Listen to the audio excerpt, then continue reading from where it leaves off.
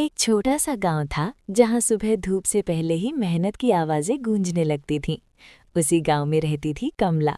साधारण कपड़े, थकी हुई आंखें, लेकिन इरादों में गजब की ताकत। गरीबी उसके घर की मेहमान थी और समाज की बातें उसकी रोज की परीक्षा। लोग कहते, औरत का काम बस घर तक होता है, पर कमला की सोच इन दीवारों से बहुत आगे थी।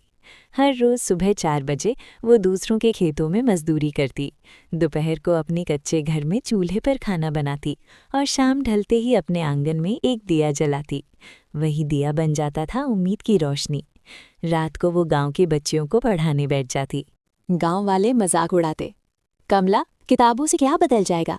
लड़कियां पढ़ेंगी तो घर कौन संभालेगा? कमला शांत रहती।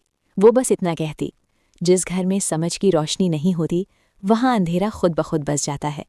धीरे धीरे बच्चियों की संख्या बढ़ने लगी, फिर कुछ माताएं भी आने लगीं। वही छोटा सा आंगन अब सीखने की जगह बन चुका था। एक दिन गांव में सरकारी अफसर आए। जब उन्होंने देखा कि बिना स्कूल, बिना संसाधन एक साधारण महिला पूरे गांव को पढ़ा रही है, तो वे हैरान रह गए। उन्होंने कहा, आपने शिक्षा को जिंदा रखा है, ये आसान काम नहीं। कुछ समय बाद कमला को जिला स्तर पर सम्मान मिला। उसकी आंखों में आंसू थे, लेकिन ये आंसू तकलीफ के नहीं, जीत के थे।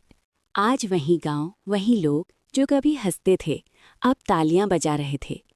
कमला ने मंच पर खड़े होकर बस एक वाक्य कहा, औरत कमज़ोर नहीं होती, उसे बस सही मौका चाहिए अपने सपनों को उड़ान देने के लिए। अगर ये कहानी आपको छू गई हो तो लाइक और सब्सक्राइब ज़रूर करें।